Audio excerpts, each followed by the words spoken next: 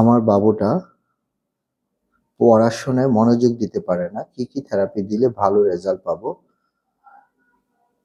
এই কোশ্চেনটা কিন্তু বরাবর আমাদের সবারই, প্রত্যেকটা বাবা মারই, যে পড়ালেখায় মনোযোগ দিতে পারে না এবং কি কি ধরনের থেরাপি দিলে তার মনোযোগ বাড়বে, ঠিক না? মনোযোগ হলো অনেকটা শরীরের মাংসপেশির ব্যায়ামের মতো। জি, ব্রেইনের মনোযোগটা হলো অনেকটা মাংসপেশির ব্যায়ামের মতো। মানে আপনি জিমে যাবেন, জিমে গিয়ে ওই একদিন ব্যায়াম করবেন, আপনি বডি হয়ে যাবে, সেটা হবে না।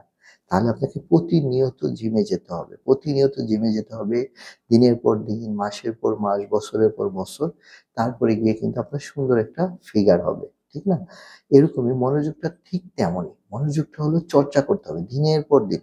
দিনের পর দিন যত আপনি ব্যায়াম করবেন, ব্রেইনের ব্যায়াম করবেন, তত ব্রেইনটা নিখুঁত হবে, তত ব্রেইনটা ভালো কাজ করবে। ঠিক আছে? আচ্ছা।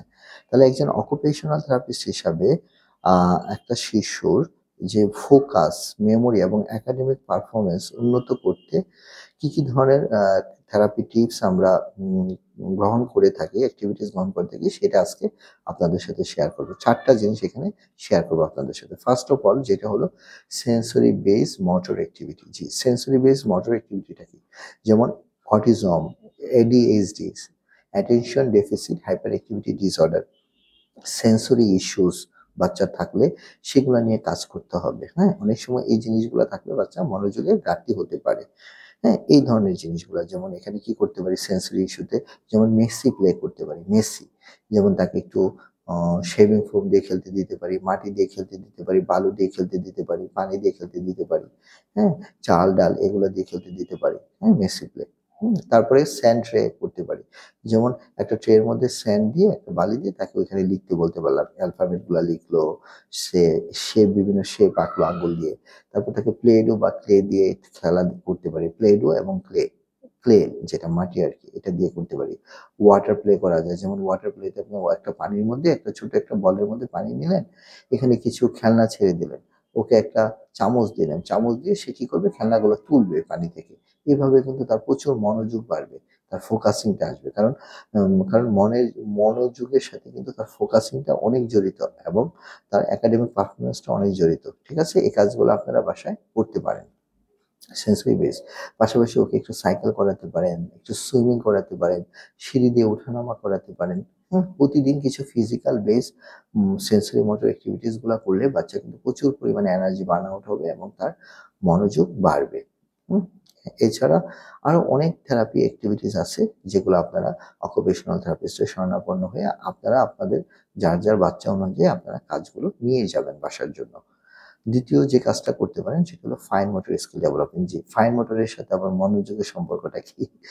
ফাইন মোটর স্কিল ডেভেলপমেন্টটা হলো হাতের নড়াচড়া, কিন্তু মনোযোগের সাথে এর সম্পর্কটা হলো, দেখেন, ফাইন মোটর স্কিলের মাধ্যমে সবচেয়ে বেশি ব্রেন ডেভেলপমেন্ট হয়। জি, যেমন মালা গাঁথা। একটা মালা গাঁথতে গেলে তার প্রচুর মনোযোগ লাগবে, তার অ্যাটেনশনটা লাগবে। তারপরে প্যাটার্ন ফলো করে ছবি আঁকা।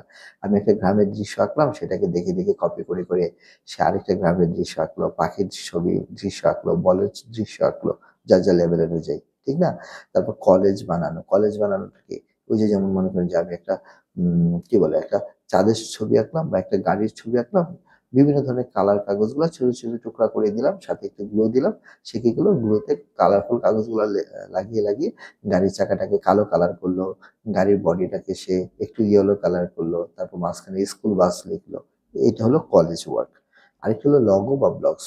পৃথিবীতে বাচ্চার ব্রেন ডেভেলপমেন্টের জন্য সবচেয়ে গুরুত্বপূর্ণ যে খেলাগুলোর কথা সবসময় আমরা বলে থাকি, সেটার মধ্যে একটা হলো লগো বা ব্লকস।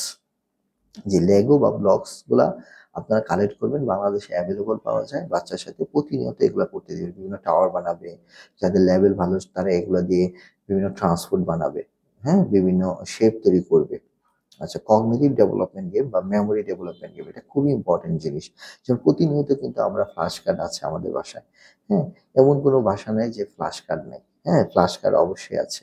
তো ফ্ল্যাশ কার্ড গুলা নিয়ে আপনারা চাইলে ম্যাচিং করতে পারেন। যেমন বলের সাথে বল, মাছের সাথে মাছ, গাছের সাথে গাছ, গাড়ির সাথে গাড়ি। এইভাবে। বা ওই বাচ্চাটার ছবির সাথে বাচ্চার ছবি, মায়ের ছবির সাথে মায়ের ছবি, বাবার ছবির সাথে বাবার ছবি ম্যাচ করবে। ঠিক আছে? এই ম্যাচিংটা করতে পারেন। তারপর অডিটরি, ভিজুয়াল এবং কাইনেসেটিক। আপনাকে দেখতে হবে যে আপনার বাচ্চার লার্নিং এর লেভেলটা কোথায়। সে কি ভিজুয়াল লার্নার?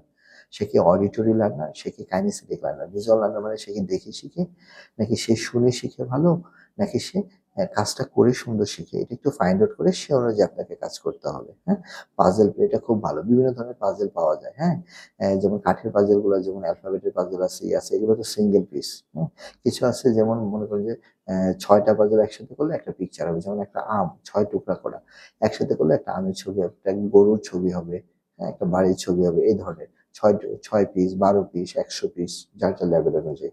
এটা কিন্তু খুব ভালো একটা এক্টিভিটিস। ৪ নম্বরে যেটা ফাইনালি যেটা বলবো সেটা হলো ইমোশনাল রেগুলেশন। যে ইমোশনাল রেগুলেশনের কারণে কিন্তু আমাদের বাচ্চারা অনেক সময় পড়ালেখায় মনোযোগ দিতে পারে না। মানে আমাদের কিছু বাচ্চা আছে অনেক ইমোশনাল। অল্পতেই অস্থির হয়ে যাচ্ছে, অল্পতেই ভয় পেয়ে যাচ্ছে, খুব স্ট্রেসের মধ্যে থাকে। আপনারা যেটা করতে পারেন, ডিপ ব্রিথিং এক্সারসাইজ, যেমন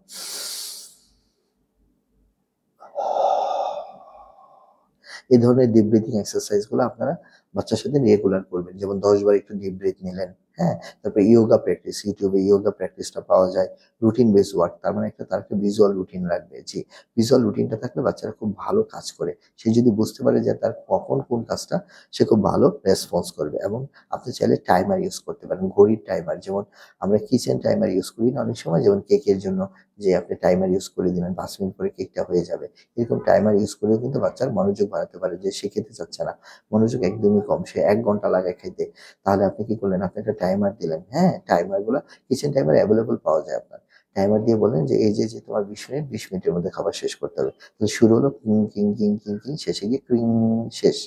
এই জিনিসটা সে আস্তে, আস্তে বুঝবে। এভাবে করতে পারেন। রিইনফোর্সমেন্ট ইউজ করতে পারেন। তাকে বিভিন্ন স্টিকার দিতে পারেন, তাকে চকোলেট দিতে পারেন, তার যার প্রয়োজন আছে। রিইনফোর্সমেন্টটা ব্যবহার করতে আপনাকে অবশ্যই সাবধানতা অবলম্বন করতে হবে। সব ক্ষেত্রে রিইনফোর্সমেন্ট ব্যবহার করা যাবে না। তারপরেও রিইনফোর্সমেন্ট ১ম দিকে আপনি ব্যবহার করতে পারেন। হ্যাঁ? তাকে একটু সুইং দিতে পারেন, একটু জিম বল দিতে পারেন। সে যদি একটু ভালো কাজ করে, মনোযোগ দিয়ে। বিভিন্ন ধরনের অ্যাপস পাওয়া যায় এখন। এন্ডলেস অ্যালফাবেট, তারপরে আপনার খান একাডেমি বুকস, এগুলা অনলাইনে পাওয়া যায়। খান একাডেমি বুক বা এন্ডলেস অ্যালফাবেট। এই ধরনের বিভিন্ন ধরনের কিছু অ্যাটেনশন এবং কনসেন্ট্রেশন ডেভেলপমেন্টের কিছু গেম পাওয়া যায়। এবং কিছু পাজলের অ্যাপস আছে, সেই জিনিসগুলো বাচ্চাকে খেলতে দিতে পারেন। এইভাবে আশা করি এই কাজগুলো যদি করেন, আশা করি আপনার শিশুর মনোযোগ বৃদ্ধি পাবে এবং লেখাপড়ায় ভালো করবে। সবাই ভালো থাকবেন, সুস্থ থাকবেন। আসসালামু আলাইকুম ওয়া রাহমাতুল্লাহি ওয়া বারাকাতুহু।